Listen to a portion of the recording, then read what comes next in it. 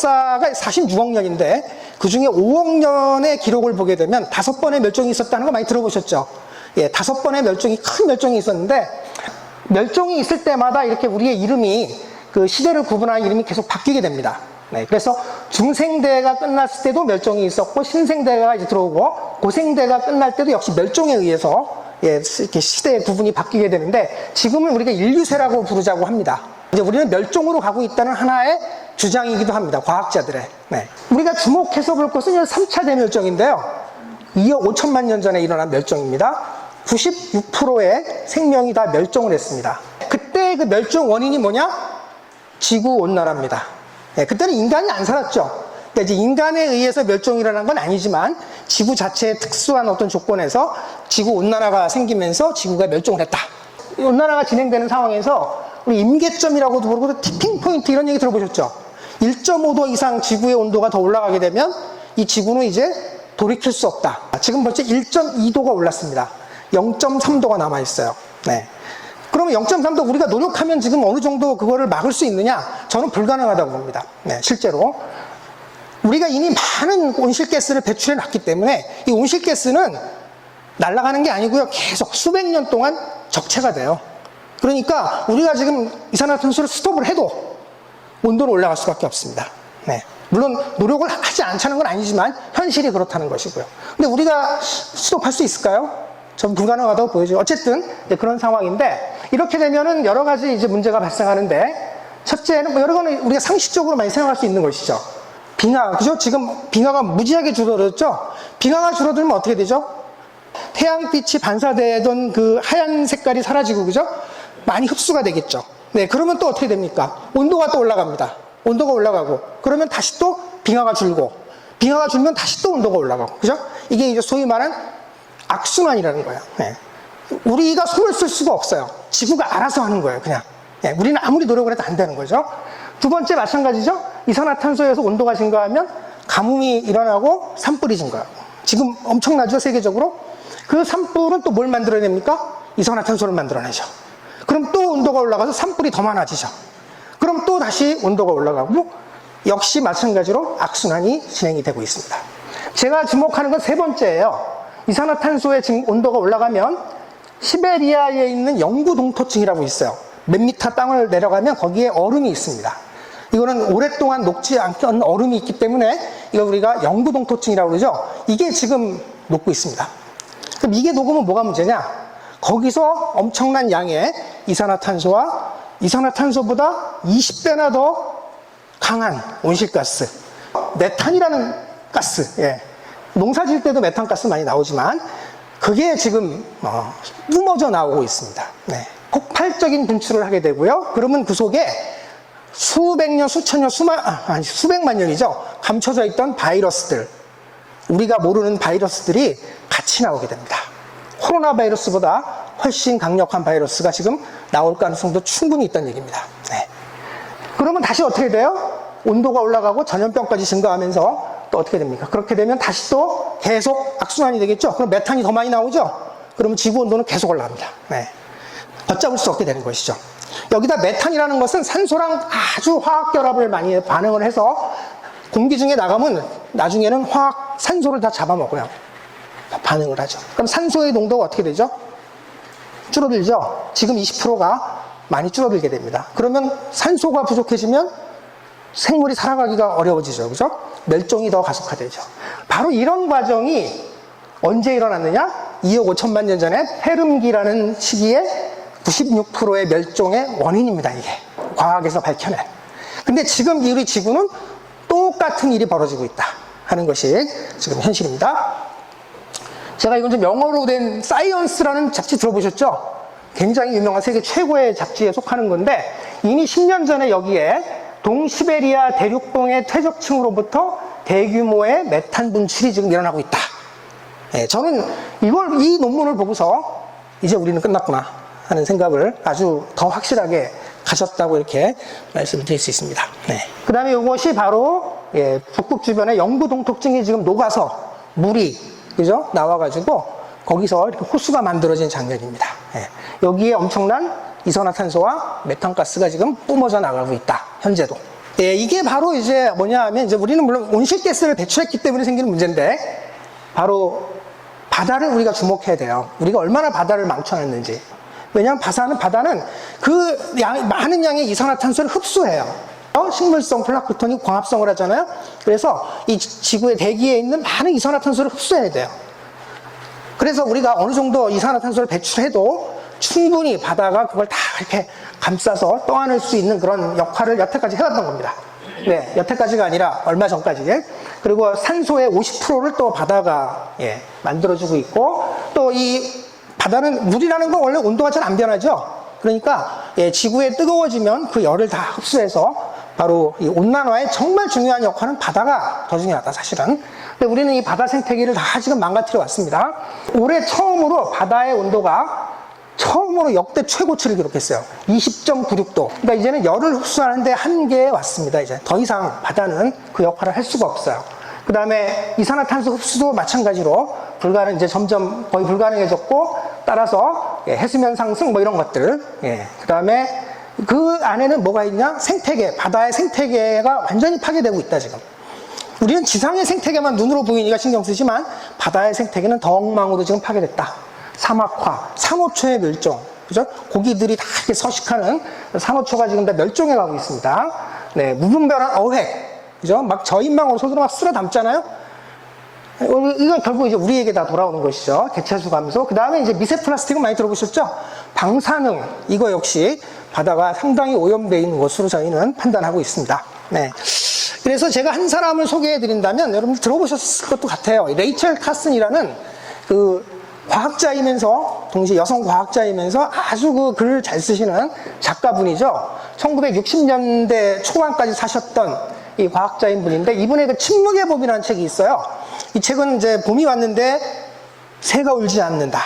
그 당시에 뭘 가지고 얘기한 거냐면, 살충제인 그 DDT를 남용하다 보니까 이 자연이 다 생태계가 파괴되면서 이렇게. 그래서 이 책을 통해서 이분은 이 일약 정말 이 소위 생태 운동가로서 활동을 했고, 그래서 미국의 그 정부의 정책을 다 바꿔놨어요. 그래가지고 이 DDT 사용이 금지되죠, 그때부터. 그리고 이제 64년도에 안타깝게 암으로 돌아가시긴 했는데, 이분 이후에도 계속 이어지면서 지금 우리가 생태운동이라고 하는 것들이 계속 일어나게 하는 아주 중요한 도화선이 됐던, 제가 아주 존경하는 과학자입니다. 근데 이분이 한 10년 전에, 그보다 10년 전에 우리를 둘러싼 바다라는 책을 쓰셨어요. 이것도 굉장히 그 문학적으로 대단히 아주 평가받는 그런 작품이고, 동시에 과학자로서 아주 성실한 그런 조사를 통해서, 여기에 무슨 말을 이분이 하셨냐면요. 61년도에 이제 개정판에서 머리말에 이런 말을 합니다. 방사능 얘기가 나와요. 그때. 이미 그때 뭐냐면 전 세계적으로 방사능 지금 핵발전이 시작이 됐어요, 이미. 57년도에 벌써 사고가 있거든요. 근데 바로 뭐냐면 방사능 원소를 운반하는 것은 문제의 일부다. 그러니까 바다가 물이 방사능을 운반하는 것은 아주 일부일 뿐이다. 그럼 뭐가 문제냐? 해양동물이 방사능 동위 원소를 체내에 축적하는 것이 훨씬 더 문제다. 이미 그때 지적을 했어요. 이게 심각한 문제입니다. 그래서 이제 이런 문제를, 그 다음에 핵 폐기물의 처리, 그때 갖다 버렸거든요. 그때 미국이 대체로 그런 거 많이 했어요. 그러니까 미국이 일본한테 지금 말을 못하는 게 이유 중에 하나가 지네들의 원죄가 있으니까 함부로 말을 못하는 겁니다. 근데 핵 폐기물의 처리는 우리 지식이 타당성을 입증할 수 있는 속도를 훨씬 앞서갔다. 그러니까 우리의 지식은 핵 폐기물을 처리할 능력이 안 돼요. 그런데 지금 하고 있는 것이죠. 근데 그것이 그때만 그런 게 아니라 60년이 지난 지금도 마찬가지라는 겁니다. 지구가 망하는 게 아니죠. 결국은 우리 생명이 결국은 존속할 수 없게 된다. 2억 5천만 년 전에 96%의 생명이 멸종했지만 그 이후로 몇백만 년이 지난 후에 다시 지구의 생태계는 복원이 됩니다. 그리고 우리의 선조는 기적적으로 살아남았어요. 그리고 그전보다 훨씬 더 풍부한 생태계가 됩니다. 아마 우리도 그런 과정을 또 거치지 않을까. 지구는 아주 또 푸른 지구로 다시 돌아갈 것이다. 물론 그때 인류는 없을 것이다 하는 것이 아마 지금의 우리 생각이죠. 그리고 자, 이제 이렇게 해서 이제 우리 현재 2억 5천만 년 전에 일어났던 그 대멸종이 지금 똑같이 진행이 되고 있고, 그 메탄이 뿜어져 나가는 이 상황은 우리가 돌이킬 수 없는 상황으로 거의 왔다. 예, 이렇게 볼 수 있겠습니다.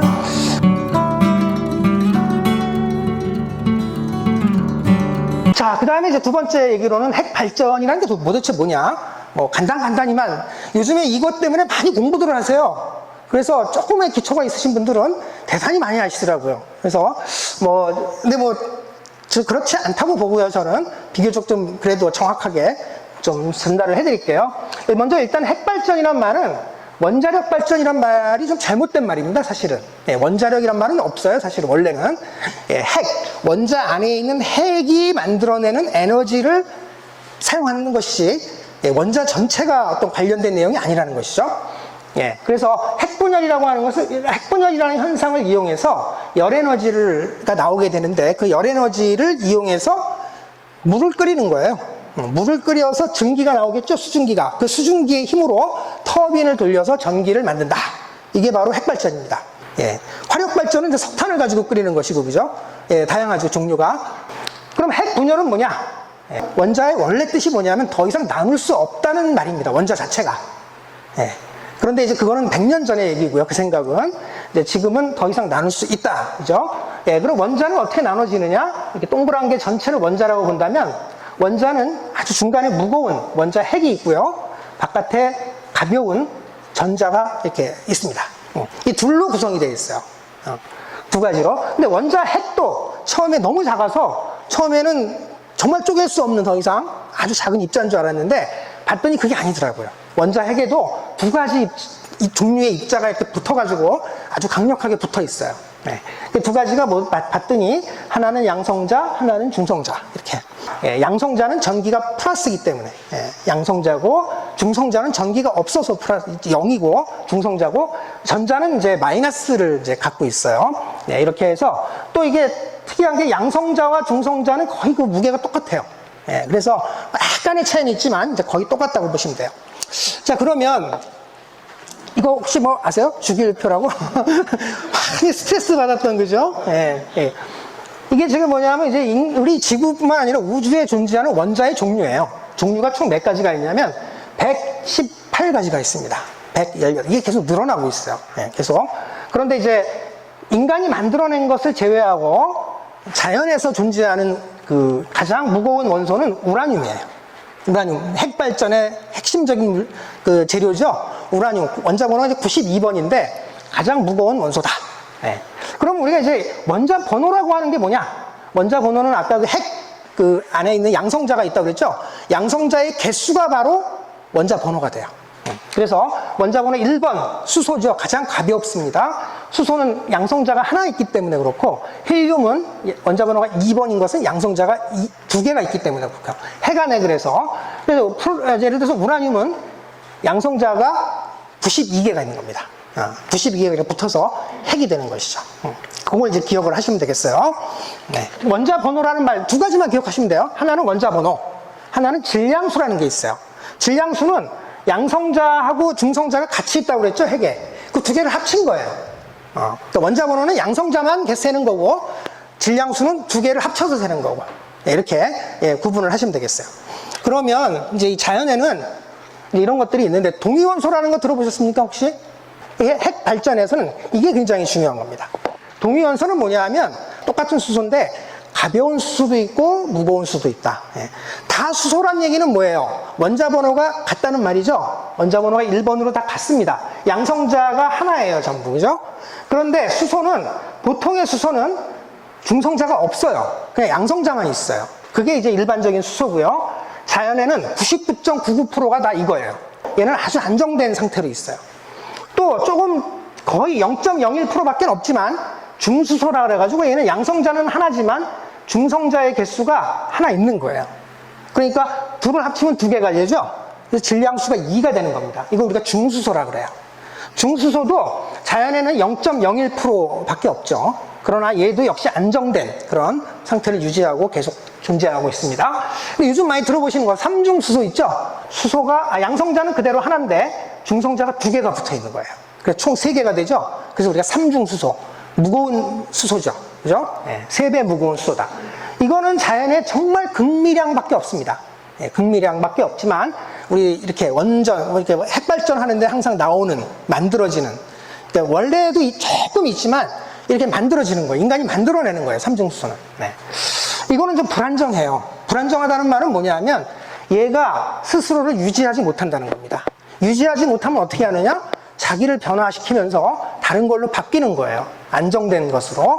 그런데 그게 순식간에 다 바뀌는 게 아니고 시간이 걸립니다. 예, 이게 그래서 우리가 그걸 반감기라고 하죠. 100개의 삼중수소가 있으면 12.3년 후에는 100개가 아니라 이제 50개로 줄어들죠. 나머지 50개는 다른 걸로 바뀐 거예요. 계속 불안정한 상태를 벗어나기 위해서 노력을 하는 겁니다. 근데 이 원자번호, 이게 수소는 3가지만 있는 게 아니에요. 이걸 우리가 동위원소라고 그러는데 수소는 10가지 이상의 동위원소가 있어요. 사실은. 동위원소가 무지하게 많습니다. 예, 그런데 실제로는 이제 우리가 주목할 만한 것은 3개 정도고 나머지는 정말 잠깐 존재했다 사라지는 것들이기 때문에 거의 뭐 없지만 어쨌든 간에 존재는 있습니다. 헬륨도 마찬가지고 그 다음에 우리 탄소도 그죠? 탄소도 12번이잖아요. 그러니까 원자번호가 질량수가 10이라는 얘기죠. 양성자 6개, 중성자 6개. 그래서 합치면 질량수가 12. 이게 거의 98.93%가 자연에는 탄소 12입니다. 근데 탄소 13도 있어요. 이것은 1.07% 역시 안정돼 있다. 근데 탄소 14는 아주 극미량밖에 없지만 얘는 불안정해요. 그래서 얘는 역시 또 다른 걸로 바뀌어요. 예, 바뀌는데 그 반감기가 5,700년입니다. 예, 굉장히 길죠? 그런데 이건 거의 뭐 긴 것도 아닙니다, 사실은. 여기 이제 막 여러 가지 많이 듣던 게 나오세요, 이제. 드디어 여러분들이 들으시던 게. 예, 가장 무거운 거부터 할까요? 플루토늄이라고 들어보셨죠? 핵무기 만드는 거. 이것은 안정한 게 하나도 없어요. 이게 이제 핵 실험실에서 막 만들어지는 거기 때문에 다 불안정해요. 그러니까 다 뭐다? 계속 변화합니다. 예. 그래서 이제 이런 가장 우리에게 요즘 신경 쓰이는 건 이 플루토늄 239라는 게 있습니다. 네, 이것은 불안정하기 때문에 이제 다른 걸로 바뀌는데 그 반감기가 24,000년 정도 돼요. 근데 우리 그 지금 후쿠시마 오염수에서 나오는 것 중에 플루토늄 239가 있을 가능성이 있습니다, 사실은. 예. 그러니까 우리가 핵 폐기물을 10만 년 동안 보관해야 된다고 들어보셨죠? 10만 년이라는 거 들어보셨죠? 그 10만 년이라는 얘기를 왜 하냐면은 특히 플루토늄이 있기 때문에 그렇습니다. 이것은 반감기가 24,000년이나 되기 때문에 플루토늄이 양이 굉장히 줄어들려면 많은 시간이 지나죠. 그래서 10만 년 얘기가 나오는 거죠. 그거 말고도 이제 우라늄은 핵 발전의 재료입니다. 그죠? 그런데 불안정하긴 한데 반감기가 7억 년이에요. 그러니까 7억 년 만에 반으로 줄어드는 거야. 우라늄은 235는 238은 더 무거운 우라늄이죠. 이게 자연의 99.3%나 많이 있는데 실제로 이것도 거의 안정되어 있는데 역시 반감기가 45억 년 가까이 돼요. 지구 나이랑 비슷하죠. 이렇게 우라늄은 안정되진 않지만 굉장히 긴 반감기를 가지고 있다. 세슘도 역시 그 137은 극미량인데 반감기가 30년. 예, 스트론튬이라는 거 굉장히 이거 아주 인체에게 그 치명적이에요. 암도 일으키고 뭐 여러 가지. 이것도 역시 스트론튬 90은 극미량이지만 불안정하고 반감기가 대충 28년이다. 이렇게. 네, 이런 식으로 이 자연에는, 그러니까 여기서 지금 제가 소개한 건 아주 일부고요. 실제로 동위원소는 한 4,000개 정도 있어요. 네, 이렇게 우라늄만 해도 한 50개 이상의 우라늄이 있어요. 네, 동위원소로 했어서 대부분 다 뭡니까? 다 방사능 물질들이죠. 네, 그러니까 우리의 존재하는 모든 그 물질들은 대부분이 다 방사능 물질이에요. 네, 오히려 안정된 게 거의 없다. 이렇게 봐도 됩니다. 그럼 이제 핵 분열이라는 건 뭐냐? 핵이 왜 분열하느냐? 바로 이렇게 우라늄, 처음에 우라늄 235를 이렇게 놓고서 여기 중성자라고 하는 원자의 핵 안에 들어있는 중성자 입자 있죠? 그거 하나를 갖다가 이렇게 충돌을 시킵니다. 우리가 핵 발전하기 전에 우라늄은 옆에 가도 괜찮아요. 관광기가 7억 년이니까, 그죠? 그런데 이제 뭐 일이 어때부터 시작되냐면 중성자 하나를 갖다가 충돌을 시키면 둘로 쪼개집니다. 이걸 우리가 핵 분열이라고 그러죠. 네, 핵이 분열돼요. 왜? 우라늄은 그때부터 이제 불안정하기 시작해요. 그래가지고 둘로 나눠집니다. 둘로 나눠지는데 여기서 둘로 쪼개지면서 뭐가 나오느냐? 그 막대한 양의 열이 나옵니다. 예. 우리가 열에 이게 그 유명한 아인슈타인의 그 공식 아마 들어보신 분 많이 계실 거예요. E = mc 자승이라는 공식 있죠. 네. 여기서 둘로 쪼개지면 끝이냐? 그게 아니에요. 쪼개지면서 동시에 뭐가 나오냐? 또 다른 그 안에서 중성자가 2개 내지 3개가 튀어나옵니다. 동시에. 그럼 이 중성자 2, 3개가 튀어나오면서 또 무슨 역할을 해요? 얘랑 같은 역할을 하죠. 옆에 있는 우라늄을 또 가서 때립니다. 그러면 또 다시 우라늄이 깨지면서 중성자가 또 나오죠. 또 깨집니다. 이게 뭐예요? 소위 연쇄 반응이라는 거예요. 한 번 때리면 깨지면서 계속 중성자가 나오면서 옆에 있는 우라늄을 깨고 해서 순식간에 전체가 확 깨지는. 네. 이게 소위 이제 핵폭탄하고 같은 거죠. 얼마나 빨리 하느냐, 늦게 하느냐에 따라서 핵폭탄이 될 수도 있고, 아니면 핵발전이 될 수도 있죠. 네, 이렇게 우리가 선택을 할 수가 있어요. 그럼 여기서 깨지고 나면은 굉장히 많은 것들이 새로 생기죠. 우라늄이 쪼개져서 두 가지가 생기겠죠, 기본적으로. 네, 두 가지 이상이 생길 때도 있어요. 그럼 거기서 나오는 것들이 뭐냐? 우라늄이 깨져서. 그게 바로 스트론튬, 그 다음에 세슘, 네, 요드. 그죠? 우리가 지금 그 방사능 핵종이라고 얘기하는 것들이 다 여기서 나오는 겁니다. 네.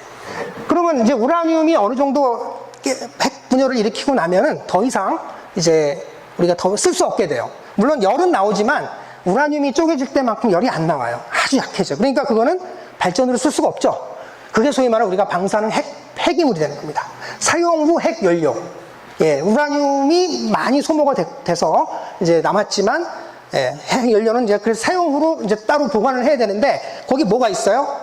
지금 말씀드린 5가지 이상의 그 방사능 물질들이 그대로 있는 거죠? 얘네들이 그대로 있는 거예요. 어떤 놈은 방광기가 30년. 그죠? 아까 어떤 거는 24,000년. 네, 이런 것들이 그대로 있는 거예요. 네, 그래서 우리가 사용 후 핵 연료를 어떻게 할 거냐. 네, 이것이 이제 대단한 숙제가 될 수밖에 없겠죠? 10만 년을 어떻게 보관할 거냐. 네, 이런 문제가 있습니다. 근데 이 열 에너지가 너무 강하니까 사실은 이게 정말 대단한 에너지처럼 보이죠? 우라늄 1g이면 석유 10드럼에 해당돼요. 우라늄 1g인데, 네, 석유 10드럼. 석탄으로 따지면 3톤입니다, 3톤. 네, 하고 똑같은 양의 에너지를 만들어낸다. 그러나 어쨌든 이것은 뭡니까? 이렇게 반응이 계속 일어나고 한 번 이게 시작이 되면 스톱할 수가 없어요. 이게 방법이 없어요, 스톱할 방법이. 그러니까 이제 후쿠시마 사고다 모든 사고가 이제 거기서 발생하는 거겠죠? 예, 이거는 우리의 힘으로, 우리의 기술로 스톱을 시킬 수가 없어요. 예. 그럼 방사능도 여러 가지가 있습니다. 방사능도 사실은 이제 그 깨지면서 핵이 분열하면서 거기서 이제 열도 나오지만 방사능 물질이 나온다고 그랬죠. 그 방사능 물질이 3가지가 있어요. 이렇게 알파선, 베타선, 감마선 이렇게 부릅니다. 알파선은 이제 좀 무거운 그 입자가 하나 나오는 건데 입자를 하나 방출하는 것이, 또 베타선도 입자는 입자인데 그 전자라고 해서 훨씬 작은 조그만 입자를 배출하는 것이고요. 감마선은 아주 강력한 빛을 방출하는 거예요. 근데 빛은 이제 우리 눈에 보이는 빛이 아니죠. 뭐냐면 여러분들 병원에 가면 엑스레이 많이 찍는데 엑스레이가 우리가 보는 눈으로 보는 빛보다 한 100배 정도 에너지가 세요. 근데 우리는 그걸 이제 찍죠. 그죠? 예. 그런데 여기서 나오는 감마선은 엑스레이보다 또 한 100배 정도 세요. 그러니까 감마선은 제대로 맞으면 암이 안 걸릴 수가 없죠. 네. 이게 자외선보다도 한 1000배 센 거니까. 네. 그래서 여기 보시면 알파선은 종이 정도로 막혀요. 종이만 갖다 대도 알파선은 막힙니다. 베타선은 종이까지는 안 돼요. 이게 뭐죠? 금속판 정도는 막을 수가 있어요. 어느 정도. 그런데 감마선은 그게 아니죠. 감마선은 납 정도 있어야지 막혀요. 납. 그러니까 이제 뭘 씁니까? 아주 두꺼운 납을 가지고 막죠. 그 다음에 여기 이제 중성자가 나오는데 이거 더 세요. 그래가지고 납으로도 안 됩니다. 더 강력한 것으로 이렇게 막아야 된다. 그러니까 이런 그 다양한 종류의 이제 방사능이 생기고 나타나죠. 그 다음에 이제 방사능의 단위도 여러분들이 많이 들어보셨을 거예요. 베크렐이라는 단위도 많이 쓰고요. 또 하나 이제 시버트라는 단위도 들어보셨죠. 2가지. 베크렐이라는 단위는 뭐냐면 핵 분열이 일어나는 그 횟수를 말해요. 1초 동안에 몇 번의 핵 분열이 일어나느냐. 거기서 알파든 베타든 감마든 상관없이 그냥 핵 분열이 일어나는 횟수 1초 만에, 예, 그것을 베크렐이라는 단위를 쓰고요. 근데 이거는 좀 약간 문제가 있죠. 우리 인체가 방사능을 맞았을 때 알파선을 맞느냐 베타선을 맞느냐 감마선을 맞느냐 서로 다르죠. 근데 이거는 베크렐로 구분을 안 하고 있기 때문에 또 다른 단위를 하나 쓴 겁니다. 시버트라는 단위를. 그래서 이 시버트는 이제 우리 인간을 포함해서 하여튼 방사능에 의해서 생긴 에너지, 얼마나 강한 에너지를 받느냐, 이것이 이제 시버트라는 단위를 씁니다. 그래서 이것도 많이 뭐 아마 이제 보셨을 거예요. 이렇게 시버트라는 이제 시간당, 그러니까 총량이 아니고 1시간당 이 정도의 그 방사능을 피폭을 받게 되면 여러 가지 상황이 발생한다. 우리가 보통 엑스레이 찍으면 여기 단위가 이제 시버트가 아니고 밀리시버트예요. 근데 이제 1000분의 1, 1000분의 1 시버트인데 0.06 정도밖에 안 됩니다. 0.05. 굉장히 작죠, 엑스레이는.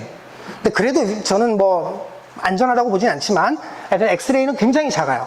그러나 이것이 어떻게 됩니까? CT로 올라가게 되면 엑스레이 약 100배가 넘습니다. CT 한 장은 엑스레이의 100배가 넘어요. 네. 웬만하면 CT 찍지 마세요. 절대로. 네. 뭐 MRI는 괜찮은데 CT는 절대 찍으시면 안 되고요. 네. 지금 이렇게 계속 올라갑니다. 그래가지고 나중에 뭐 한 400mSv, 아직 1시버트도 안 되죠. 0.4시버트 정도 되게 되면 이것이 이제 15일, 3월 달에 폭발하고 나서 원전, 일본 거기서 검출된 양이 시간당 400mSv. 이 정도면은 굉장히 치명적인 그런 인간에게 그걸 줄 수가 있습니다. 네, 대충 이렇게 넘어가고요. 그럼 핵발전은 어떻게 이제 이런 간단하게 그림만 좀 살펴보시면 이렇게 돼 있어요. 여기 지금 원자로죠. 여기 우라늄이 있어요, 지금. 여기 핵 연료가 여기 있습니다. 여기서 지금 막 핵분열이 일어나고 에너지가 막 열이 나는 거예요. 그런데 이제 여기서 물이 들어가면 여기서 물이 뜨거워지죠. 열이 나니까. 그럼 이제 증기로 바뀌죠. 증기로 바꿔서 바깥으로 나갑니다. 이게 이제 증기 발생이 된 거죠. 그래서 이 증기가 터빈을 돌려요. 그래서 터빈이 돌아가면서 전기가 만들어지고 얘는 어떻게 돼요? 다시 내려와는데 얘가 식혀야 되죠. 그죠? 너무 뜨겁기 때문에. 식히는데 뭘로 식히느냐? 관을 하나 이렇게 해서 바닷물을 가지고 이렇게 식힙니다. 그러니까 바닷물을 계속 돌려야 돼요. 그죠? 그럼 여기 있는 바닷물이 들어가서 나올 때는 바닷물이 어떤 물이 나오겠어요? 뜨뜻한 뜨거운 물이 나오겠죠? 그죠? 우리 그 자동차하고 비슷합니다. 그럼 주변의 바다가 어떻게 되겠어요? 온도가. 그죠? 매일 뜨뜻한 물이, 그죠? 예. 그런데 아까 말씀드린 대로 사용 후 연료는 모든 사용이 끝난 다음에 그 연료는 바로 10만 년 이상 보관해야 된다. 지금 현재 전 세계적으로 35만 톤이 쌓여 있어요, 지금. 사용 후 핵 연료가. 그런데 갈 데가 없어요. 이게 큰 문제죠. 예. 아직까지 그런 기술이 없습니다. 그러면 이제 후쿠시마 사고는 뭐냐? 다 아시죠? 뭐 처음엔 지진으로 이 발전기가 전기를 공급하는 전원 장치가 스톱이 됐어요. 근데 원자력 발전소가 그렇게 뭐 아주 호락호락하진 않아요. 뭐죠? 비상용 발전기가 다 있단 말이죠. 예. 그래서 디젤 발전기라고 해서 후쿠시마도 다 갖추고 있었어요. 그런데 그 다음에 뭐가 왔습니까? 쓰나미가 왔습니다. 근데 쓰나미 때문에 물이 차죠. 네, 물이 찼는데 발전기는 거기 있지 않았어요. 다행히 위에 있어요. 발전기는. 근데 뭐가 밑에 있었느냐? 우리 대전반이라는 거 있죠? 전기를 이렇게 꽂아서 막 공급하는, 그게 지하에 있었던 거예요. 물이 다 들어가면 어떻게 됩니까? 다 망가지죠. 그죠? 그래가지고 결국은 모든 전원이 올스톱. 네, 이게 바로 후쿠시마의 그 사고의 원인입니다. 너무 간단해요. 이게 그냥 멈춘 거예요. 이것이. 예, 이제 사고 얘기를 좀 해볼게요. 핵발전소 사고는 이렇게 많습니다. 여태까지. 이게 레벨 등급을 정하는데 바로 후쿠시마와 체르노빌이 7등급으로 이제 최고의 지금 기록으로 있고, 그 다음에 쭉 이렇게 소련에도 있었고요. 57년부터 쭉 이렇게 6등급, 5등급 갑니다. 여기 영국이 사실은 최초로 핵발전소 먼저 했다고 그래요. 그런데 57년도에 사고가 났는데 아직도 지금 폐쇄하고 있어요. 지금 70년인가요? 70년이 넘었는데 아직도 그걸 하고 있어요, 지금. 네. 이게 지금 현실입니다. 체르노빌은 어떤가요? 그냥 위에서 콘크리트로 덮었어요, 그냥. 근데 덮었는데 이게 오래 가지 않습니다. 또 다시 그걸 바꿔줘야 돼요. 균열이 생길 수밖에 없거든요. 계속 바꿔줘야 됩니다. 해결된 게 아니죠, 그죠? 네. 역시 굉장히 오랜 시간, 10만 년 가까이를 계속 해줘야 돼요. 네. 후쿠시마, 지금 30년 얘기 나오고 있지만 30년은 말도 안 되는 얘기고요. 제가 보기엔 100년은커녕 더 훨씬, 방류도 아마 그렇게 지속될 거라고 저는 봅니다. 제가 그래서 이번에 계기로 핵발전소 관련된 영화들도 많이 좀 봤어요. 이렇게 좀 안타까운 얘기지만 그래도 좀 몇 편들이 많이 있는데, 여러 가지 이제 후쿠시마도 있고 또 체르노빌 얘기도 있고요. 또 미국에서 일어난 쓰리마일 섬의 그 사건도 있었고. 근데 뭐 다른 거는 다 여러분들 뭐 이제 뭐 그렇지만 바쁘실 테니까 요거는 좀 보셨으면 좋겠어요. 더 데이스라고 하는, 요거는 영화는 아니고요. 일본에서 제작한 드라마예요. 8부작으로 만든 드라마인데, 이거 한 편을 보시면 모든 문제들, 이 원자, 우리 핵발전과 관련된 모든 문제들이 다 드러납니다. 예. 그래서 뭐 이건 이제 보시면 되는데, 좀 토대로 몇 가지만 소개를 해드리면 여기 이런 대사가 나옵니다. 할 수 있는 건 우리가 모두 하고 있지만 도저히 폭주하는 원전은 당해낼 재간이 없어요. 이게 지금 거기 안에 있는 기술자들, 과학자들이 하는 얘기죠. 당해낼 수가 없는 거예요. 매뉴얼이 없어요. 우리 스스로 다 판단해야 돼. 이런 거예요. 죽는 건 무섭잖아요. 일본에서 그때 목숨을 걸고 정말 그 안에서 여러 가지를 해결하기 위해서 노력했던 사람들입니다. 예. 그 사람들이 없었으면 아마 훨씬 더 사고가 커졌을 거예요. 예. 25년을 원전하고 함께 보냈어요, 자기가. 그런데 이런 간단한 것도 할 수 없다니 한심해요. 이런 대사들이. 물론 뭐 이게 드라마지만 여기에 책임자였던 분, 요시다라는 사람의 증언을 가지고 만든 거기 때문에 굉장히 어느 정도 사실, 네, 가능성이 많습니다. 그래서 별 짓을 다 해봅니다. 가서 밸브를 열어서, 목숨 걸고 가는 거죠? 밸브를 열어서 바닷물을, 호수를 끌어다가, 뭐 소방차를 가서 끌어다가 다 이렇게 대부분 실패합니다. 왜? 이미 다 주변이 다 망가져 있기 때문에 소방차가 접근도 못하고 뭐 난리가 난 거예요. 그걸 예상을 못했던 거죠, 사람들이. 근데 결국은 뭐냐? 우리 손으로 만든 원전인데 우리는 그저 물을 계속 넣었다.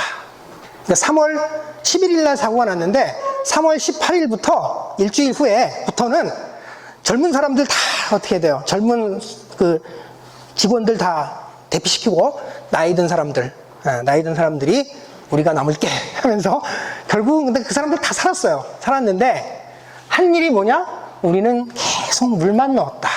이게 답니다. 그러니까 3월 18일부터 지금까지 후쿠시마에서 한 거는 오로지 뭐다? 물만 계속 넣고 있다. 예. 왜냐하면 폭발이 일어났고 그럼 원자로가 다 어떻게 돼? 바깥으로 노출이 됐죠? 그러면 이제 엄청 뜨거워지고, 그죠? 그래서 밑에가 다 녹았어요. 녹은 게 계속 밑으로 내려가고, 할 수 있는 일은 결국 뭐다? 물 붓는 것밖에 할 수가 없죠. 그래서 지금 저렇게 쌓인 겁니다. 오염수가. 예, 쌓인 것이고요. 멜트다운이라고 그래서 이 영화도 쓰리마일 섬이라는 미국의 큰 사고는 절대 일어날 일 없다고 나는 믿었다. 그런데 내가 틀렸다. 그랬을 거예요. 후쿠시마도 이런 정도의 사고가 일어날 거라고는 아무도 생각 못했을 거예요, 정말. 예. 그러니까 정말 아무것도 할 수가 없는 것이죠. 이것이 이 영화가 아니더라도 누구나 지금은 이제 알 수 있게 된 것 같아요. 이것은 이제 현재 후쿠시마 발전소인데 1호기, 1호기가 있죠. 다 이미 녹아내렸어요. 그리고 계속 진행 중에 있죠. 방사능 물질이 계속 나오고 있죠. 여기는 로봇도 접근을 못해요. 로봇가 들어가는 순간 다 망가져 버립니다. 그러니까 이 두 개는 지금 그 안에 뭐 어떻게 되는지는 아무도 몰라요. 그러니까 이게 30년이 갈지 50년이 갈지 100년이 갈지 모른다는 겁니다. 예, 이 상태로 옆에 있는 3호기, 4호기는 그나마 그래도 걷어내기도 했는데 1, 2호기는 절대로 여기는 지금 사람은커녕 로봇도 들어갈 수가 없어요. 예, 이런 상황으로 지금 계속 물을 붓고 있는 겁니다. 이게 답니다, 지금. 예.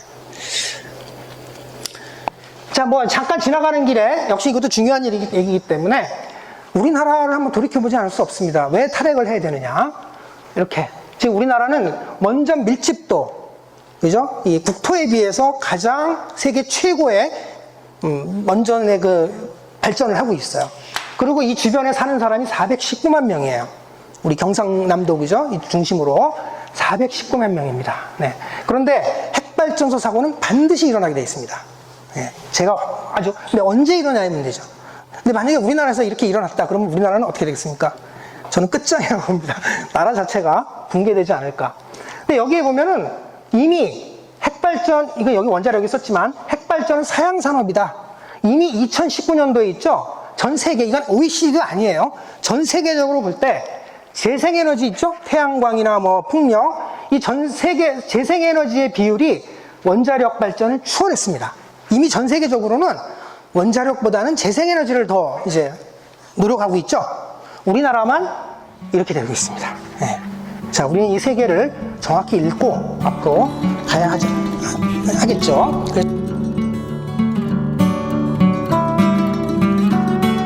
핵발전은 이제는 하지 말아야 된다.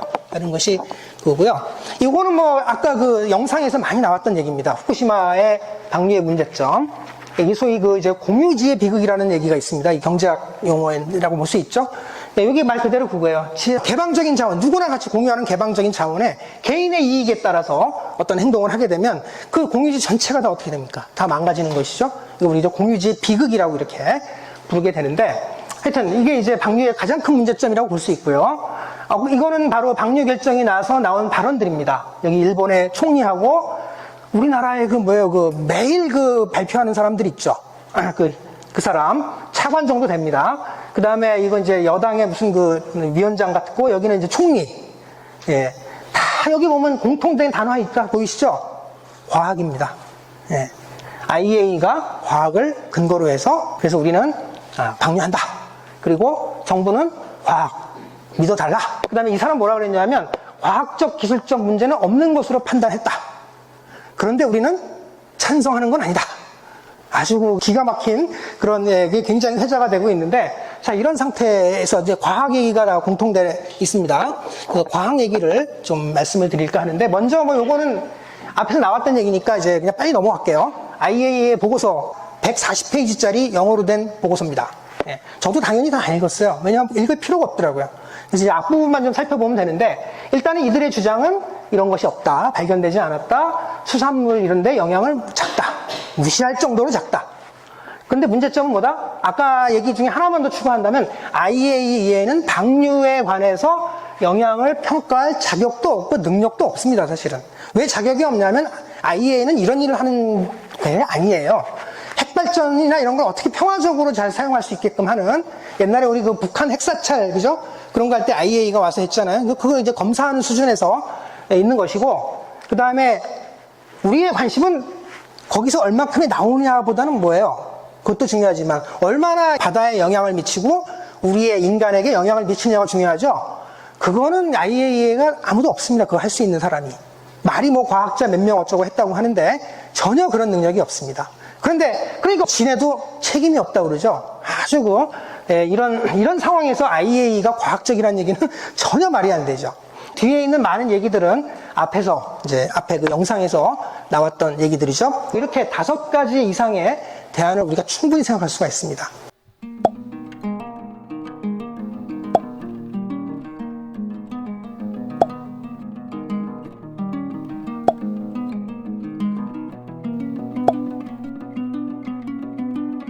물을 이렇게 물 중에 물을만 이렇게 증발을 시키고 나머지 핵물질은 남겨서 이렇게 봉합하는 방법도 있고요. 예, 돈이 많이 들긴 하지만, 근데 지금 방류도 돈이 많이 들어요. 처음에는 몇백억 얘기했는데 해저 터널 있죠. 그거 엄청나게 돈 많이 들었거든요. 예, 그러니까 돈이 결코 적게 드는 게 아니에요. 지금 일본에서는 버리고 싶은 거죠. 내 나라 안에서 이제 있게 하지 않는 그런 걸 원하고 있기 때문에 지금 그렇게 하고 있는 겁니다. IAEA 보고서가. 그다음 요거 하나만 더 말씀드리면, 요거는 이제 우리나라 시찰단이 갔다 왔다고 들은 적 있으시죠? 그죠? 이거 보세요. 제가 여기 보면, 똑같은 회사 사람들이에요. 한국원자력안전기술원, 여기 동료들이 가서 그냥 나들이 한번 갔다 온 겁니다. 일본 애들이 얘기해주면, 그래? 이러고 온 거죠. 네. 그들이 발표한 보고서를 보면 압니다. 아무것도 그러니까, 믿을 게 없는 정말 한심한 시찰단이었다 하는 것이고요. 네, 그 다음에 일본이 지네들이 아무리 노력을 했다고 하지만 여기 수치가 벌써 이렇게 문제가 많습니다. 삼중수소, 배출 기준이라고 정해놓은 건 다 일본이 지네가 정한 거예요. 우리나라나 전 세계적으로 기준치보다 훨씬 높죠. 그런데 이 삼중수소는 엄청난 양이 나오고 있습니다. 스트론튬도 마찬가지죠. 그 다음에 나머지 겨우 평균값은 이렇게 작을지 몰라도 실제로 이렇게 최대값을 보면은 이렇게 훨씬 더 윗도는 그런 많은 방사능을 가지고 있고요. 아까 말씀드린 대로 삼중수소는 얘가 우리 몸에 축적이 되게 되면 어떻게 되느냐?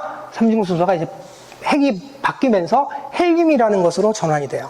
그러면 이 삼중수소가 수소기 때문에 있죠. 굉장히 흔한 거잖아요. 우리 몸에 어디에도 갈 수가 있어요. 예를 들어 DNA 같은 데 갈 수가 있단 말이에요. 근데 얘가 가만히 있어야 되는데 일반 수소처럼 거기서 분열을 해서 헬륨으로 바뀌어버린다. 이건 DNA에 이상이 생기는 것입니다. DNA가 이상이 되면 어떻게 됩니까? 암에 걸립니다. 그죠? 그러니까 삼중수소는 그래서 굉장히 위험한, 이게 벌써 이미 학계에서 상당히 알려져 있는 이 삼중수소의 문제인데, 문제가 없는 것처럼 이렇게 얘기를 하고 있죠. 요거는 우리 그 먹이 사슬이라는 거, 그죠? 이렇게 식물성 플랑크톤으로부터 시작해서 좀 더 큰 해서 사람까지 이어지는 이 구조를 우리가 주목해야 되고요. 여기서 절대 안전할 수 없다. 네. 바닷물이 그냥 단지 이동해서 생기는 것이 아니라 이 정점으로 올라갈수록 어떻습니까? 피폭량의 그 축적량은 더 많아질 수밖에 없어요. 네. 그 다음에 맨 마지막 오른쪽 그림은 요즘 그래프 같은 게 나오니까 좀 분위기가 요 얘기는 뭐냐면 0으로 가죠. 이게 방사능 농도예요. 방사능이 0에 가까워도 암에 걸릴 확률은 0이 아니라는 것이죠. 그러니까 방사능량이 아무리 적어도 암에 걸릴 확률은 존재한다는 겁니다. 그러니까 보통 이제 우리가 뭐 기준치 이런 거 있잖아요. 어느 정도 기준만 안 넘어가면 괜찮다. 방사능은 절대 그렇지 않다. 아주 소량이라도 확률은 계속 남아있고 더 증가한다. 예. 이 그래프가, 이건 제가 그린 게 아니고요. 과학적 연구를 통해서 얻은 그래프입니다. 예. 지금 계속 이 증거들은 계속 쌓이고 있어요. 그러니까 정말 미세한 양이라도 암의 확률은 조금씩 증가한다. 이거 보신 적 있으실지 모르겠어요. 정부에서 만들었나요? 하여튼 괴담이라고 해서 10가지 정도 이렇게. 예. 첫째 이거는 말도 안 되는, 이제 시찰단을 보낸다 하는 얘기니까 말도 안 되는 거고, 이거 보세요. 이렇게 허접한, 이게 뭐냐 하면 삼중수 얘기예요. 실제로 방출하는 삼중수는 1500 베크렐인데 여기 커피나 바나나 하나보다 적다. 이게 완전히 사기거든요. 바나나에는 삼중수가 없어요. 뭐가 있느냐? 칼륨이라고 해서 있죠. 칼륨. 이 인산가리. 그 칼륨 40이라는 이것도 이제 방사능 물질이에요. 이게 있어요. 근데 이게 우리 몸에 들어와도 칼륨은 그냥 빠져나갑니다. 예, 그렇게 걱정 안 해도 되는. 그게 이 바나나는 대충 15베크렐 하나당. 근데 1500베크렐이잖아요. 이게 말이 안 되죠, 그죠? 그러니까 이런 식으로 사기를 치고 있는 거예요. 10가지 괴담 다 보면 다 대충 다 사기라고 보시면 되겠습니다. 또 세 번째 건 해류도 많이 들어보셨죠? 해류가 이렇게 가니까 돌아오면 한 4년 걸린다, 5년 걸린다, 그죠? 물론 실제로 이제 해류는 아래 위층을 따로 생각을 하셔야 돼요. 표층 해류가 있고 심층 해류가 있습니다. 이 해류는 표층 해류처럼 다 같이 가는 게 아니에요. 반대로 가는 경우도 많고요. 해류는 물론 주 해류가 있긴 있을지 모르겠지만 이 해류는 굉장히 많은 요인들이 작용을 해요. 바다의 온도, 그 다음에 태풍이 일어나느냐, 그 다음에 그 이외에 여러 가지 다른 어떤 요인들이 너무나 많기 때문에 이거를 100% 정확히 예측할 수가 없어요. 그러니까 무조건 돌아간다? 이거는 잘못된 겁니다. 실제로 그렇지 않은 그 결과들도 많이 보여주고 있더라고요. 찾아보니까. 서울대하고 이런 데서는 4년, 5년 걸린다고 얘기를 했는데 이 독일의 그 헬르몰츠 연구소라고 하는 데는 가보면은 6개월 만에 돌아온다는 그런 결과를 내놨어요.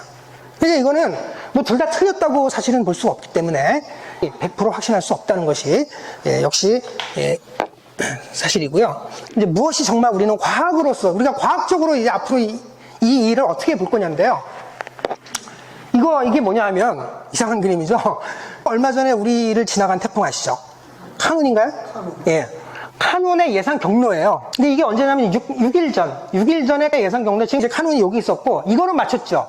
여기서 가다가 90도 튼다. 이거는 맞춰요. 이 정도는 이제 과학이 할 수 있습니다. 그런데 그 다음에 보세요. 여기서부터 여기까지. 그죠? 이쪽으로 갈 수도 있고, 이쪽으로 갈 수도 있어요. 지금 이거죠. 그리고 이제 그 평균을 해보면 이 까만 선이에요. 그런데 이 까만 선인데 실제로 맞았습니까? 이것도 안 맞았나요? 실제로 한반도는 관통했잖아요. 이것도 많이 틀렸죠. 이게 바로 이제 우리가 기후 일기를 예측하는 수준이에요.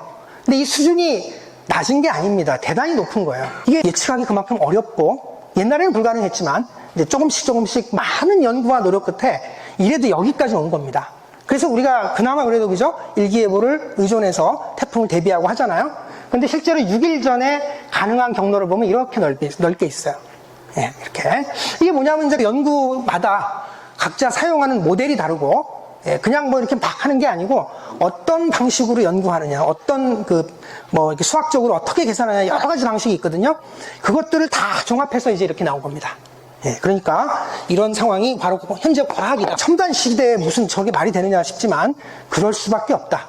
이제 약간 좀 다 떠나서 좀 근본적인 얘기를 잠깐 좀 드리면, 이 세상은 두 가지 존재 방식이 있어요.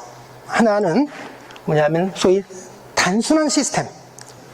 심플. 그게 뭐냐면, 대표적인 게 뭐 당구공, 이런 거, 아니면 우리 그 지구가 태양을 돌고 있죠? 그런 상황. 이런 것은 구성 요소들이 그렇게 많지가 않아요. 지구, 태양, 뭐 몇 개가 이렇게 돌고 있잖아요. 네, 그리고 그들 간의 어떤 상호 관계도 아주 심플하죠. 그냥 만유인력으로, 그죠? 다 이렇게 잡아당기면서 돌고 있어요. 네. 당구공, 태양 행성의 운동, 그 다음에 그 우리 시계를 얘기할 때 시계추, 그 다음에 발전기, 전기를 만드는 장치, 이것도 그거예요. 똑같아요. 단순한 시스템이에요. 아주. 예. 그 다음에 핵분열, 지금까지 우리가 말씀드린 핵분열, 이거 단순한 시스템이에요. 이거 자체는. 그 안에서 다 예측 가능하고, 이거는 있죠. 현대과학으로 100% 정확하게 예측할 수가 있어요.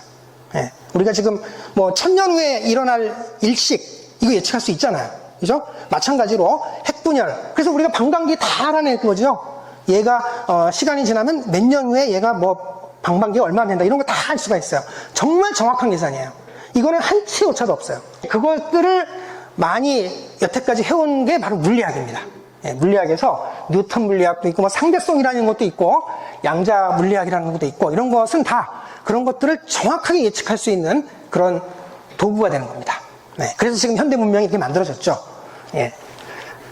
거기서 나온 기술, 전자공학 기술, 유전자공학, 핵분열, 이런 것들이 다 결국은 그걸 가지고 다 만들어낸 겁니다. 그러니까 정말로 한치 오차가 없는 기계처럼 움직이는 세계를 이제 대상으로 해서 연구한 결과들이죠. 근데 여러분들 현실이 그러세요? 여러분들 당장 예측할 수 있습니까? 그죠? 내 건강도 예측하기 힘들고, 그죠? 이 기후 예측하기 힘들죠? 다른 세상이 있다는 거예요. 바로 뭐냐면 컴플렉스한 시스템이 있다. 컴플렉스. 이건 뭐냐? 구성 요소들이 소수가 아니라 무지하게 많은 거예요. 우리 사회만 보세요. 그죠? 인간이 얼마나 많습니까? 예, 이렇게 많은데 이들이 또 어떻게 하고 있어요? 아주 복잡한 상호관계를 맺고 있죠. 예, 물론 이제 내 가족은 좀 가깝고 좀 뭐 하지만 어쨌든 간에 대단히 복잡한 그 네트워크, 망이 형성이 돼 있죠. 이 인간 관계라는 것 자체가. 네. 여기에는 우리 사회만 있는 게 아니라, 이제 생태계 하면은 호수가 있고, 호수에 물고기가 있고, 대기가 있고, 오염 물질이 막 이렇게 섞여 있는 거잖아요. 이것들이 어떻게 돼요? 대단히 복잡하게 얽혀 있습니다. 그죠? 이렇게 단순한 시스템을 우리가 볼 수 있는 방법이 없어요. 그리고 우리 진화의 과정도 마찬가지고, 그 다음에 우리 뇌, 왜 우리가 뇌가 의식을 가질 수 있을까? 이런 문제들, 사회현상, 경제현상, 왜 갑자기 주가가 갑자기 몇 포인트가 폭락했을까? 이것은 절대로 예측할 수 없습니다. 예, 이런 방식으로는. 지진이 언제 일어날까? 지금 일어났는데 여진이 다음에 언제 일어날까? 절대로 예측할 수가 없어요. 예. 이게 바로 복잡계의 특성이라는 것이죠. 근데 우리의 몸도 복잡계죠. 우리가 아침에 일어나면 우리 가족도 복잡계죠. 우리가 나가면 우리 사회도 복잡계죠. 예, 바다에 가면 바다도 복잡계죠. 지구도 복잡계입니다. 우리는 복잡계에 둘러싸여 있고, 다시 말해서 우리가 겪는 대부분의 일들은 과학적, 이런 방식의 과학적 연구로는 예측이 불가능하다는 것입니다. 그래서 요즘에 그나마 복잡계 과학이라는 것이 등장하면서, 그래도 복잡하지만 뭔가 좀 보편적인 어떤 원리가 있는 것 같다. 그래서 그전에는 아예 깜깜했던 것이 지금은 한 몇십 프로 정도 이렇게 예측이 좀 할 수 있는, 그나마 조금씩은 수준이. 그래서 아까 뭐죠? 이 기후를 지금 전 세계, 우리나라 포함해서 선진국들이 이 기후 예측을 위해서 얼마나 많은 돈을 쏟아붓겠어요.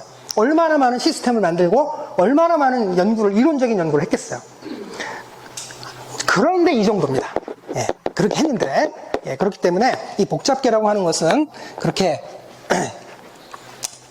자, 그런데 후쿠시마를 볼까요? 다시 한번 후쿠시마를 보면은, 후쿠시마 사고 또 보기도 하고 오염수 방류까지도 같이 보죠.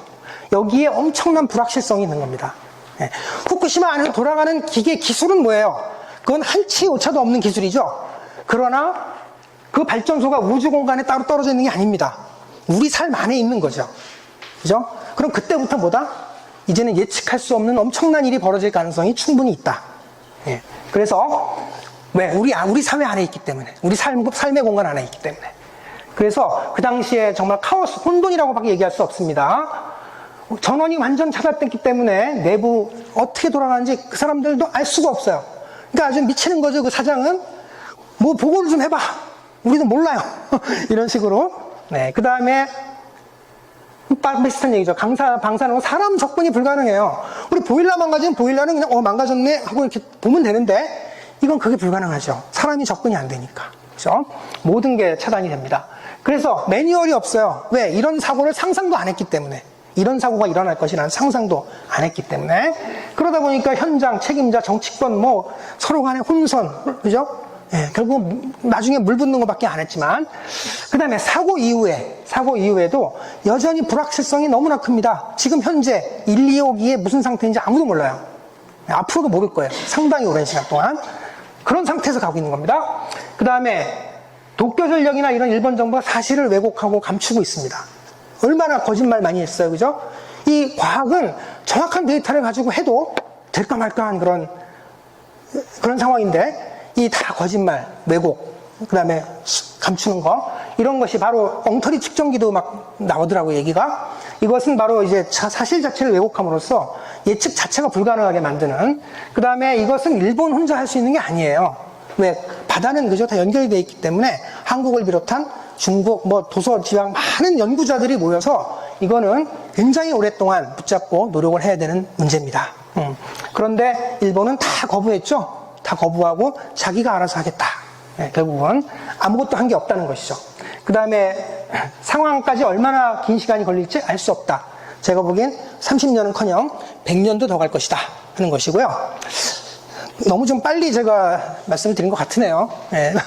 죄송하긴 한데 시간이 좀 그래서 결론적으로 좀 이제 얘기를 정리해드리면, 핵발전 기술은 기술 자체는 아까 말씀드린 단순성, 그죠? 이 소위 심플 시스템, 마치 세상을 기계처럼 보는 거예요. 그냥 한치 오차도 있어서는 안 되는 그런 사고를 가지고, 그런 지식을 가지고 만든 기술이다. 예. 그러니까 당연히 핵분열은 예측한 대로 다 일어나죠. 방광기 정확하죠. 그죠? 예, 다 정확합니다. 하나도 틀린 게 없어요. 그러나 문제는 핵발전소가 만들어지는 순간 거기서 사람들이 일하고, 그죠? 옆에 바다가 있고 태풍이 불고 지진이 일어나고, 이제는 그게 복잡계 안에 있다는 것이죠. 그럼 복잡계 안에 있으면 무슨 일이 일어나느냐? 예측할 수 없는 일이 언제나 일어날 수밖에 없다. 나비 효과라는 말 많이 들어보셨어요. 그죠? 조그만 하나의 효과가, 일이 엄청나게 커져서 전체를 다 붕괴시키는, 네, 그런 걸 우리가 나비 효과라고 합니다. 이런 상황에서는 나비 효과가 언제나 일어날 수밖에 없어요. 그러니까 인간이 예측하지 못한 그 작은 일이, 보통은 때면은 그냥 이렇게 스스로 사라지는 작은 일일 수 있지만, 이것이 좀 더 이렇게 상황이 좀 더 이렇게 긴장이 커지게 되면 그 안에 조그만 하나의 뭔가 변화가 전체를 다 아주 붕괴시켜버리는 그런 일이 일어난다. 이게 바로 복잡계의 특성입니다. 그러니까 원자력 핵발전소가 우리 삶의 공간에 놓이는 순간 그런 가능성은 언제나 존재한다. 이것이죠. 네. 그래서 독일은 2003년 그죠? 핵 발전 이제 스톱했습니다. 탈핵을 성공했죠. 네. 독일도 그렇게 하는데 왜 우리는 못할 이유가 없습니다. 네. 이렇게. 그 다음에 이 오염류 방류가 생태계 및 인체에 미칠 위험이 어느 정도일지 불확실한다. 이거는 지금 아무도 이거 연구한 사람이 없어요. 제대로 연구한 사람이. 이제부터 해야 됩니다. 예, 정말로 방류를 할 거면은 스톱을 하고 그 사람들을 다 모아서 그 해양학자니 많은 사람들을 모아서 그 데이터를, 정확한 데이터를 가지고 그것을 연구하는데 얼마나 걸릴까요? 수십 년 걸릴 겁니다.